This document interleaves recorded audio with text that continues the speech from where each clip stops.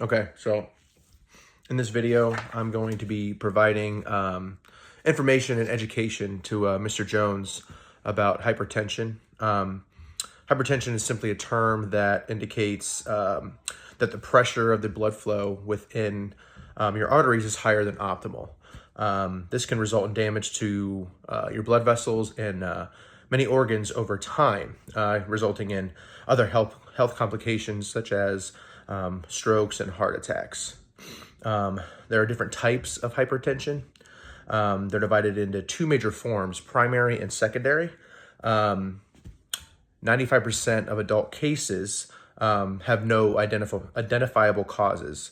This is considered primary hypertension, also known as essential hypertension.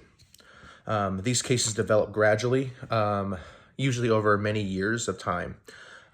Secondary hypertension develops as a result of a specific underlying condition that a patient may have. This includes kidney disease, adrenal dysfunction, endocrine disorders, sleep apnea, or congenital heart defects. This form of hypertension is less common, however, can affect people of any age, and they often present suddenly. The blood pressure in secondary hypertension also tends to be much higher than in essential or primary hypertension. And it is often noted to be resistant to blood pressure medications, which is important to know. While primary and secondary are the two major types, there's also something called complicated hypertension, which is pretty much an advanced stage of hypertension that can lead to severe and life-altering health problems, such as hypertensive crisis and malignant hypertension. Both of these can result in dangerously high blood pressures, leading to organ damage or death. Mr. Jones, based on your history and presentation, I'd first like to commend you on quitting smoking. Smoking is a very bad habit and is a leading cause of high blood pressure and heart disease. However, you are at risk for developing complications related to your blood pressure. The fact that you have a family history of hypertension, both of your parents have passed away because of this disease. You yourself have uncontrolled hypertension. This is something we must manage. You also noted that you drink daily.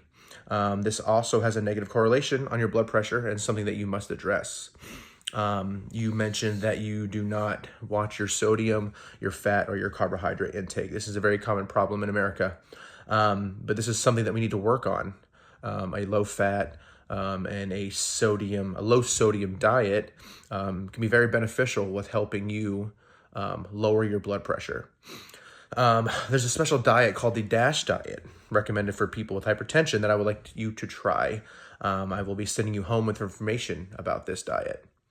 If followed correctly, many people notice improvements relatively quickly. You mentioned weight gain of 20 pounds over the past year, and that you get short of breath easily.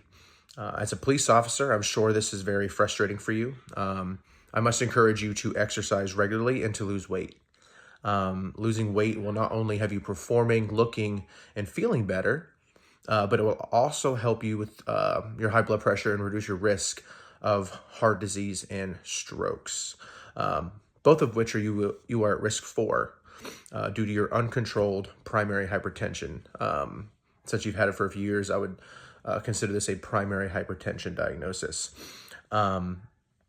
Strokes in particular can result from prolonged periods of high blood pressure that damages the vessels within your brain. This can lead to weakened vessel walls, which increases the chance of brain aneurysms or brain bleeds. Strokes can significantly and negatively impact your life, your activities of daily living, and can result in you needing specialized care for the rest of your life, sir. I do not want this for you, so I'm going to recommend the low sodium, low fat diet that focuses more on nutrient-dense whole foods and cutting down on your processed foods. I want you to cut back on your drinking. That would greatly benefit you. Exercising daily, 3 or 4 days a week. Since you have uncontrolled hypertension, I want you to, let's take a look at medication options, actually. If you're not taking any blood pressure medications, let's take a look on getting you started on some. If you were non-compliant with your medications, let's figure out why. I firmly believe that with these lifestyle modifications, you will greatly reduce your risk for many different health complications and improve your prognosis over time, sir. Thank you.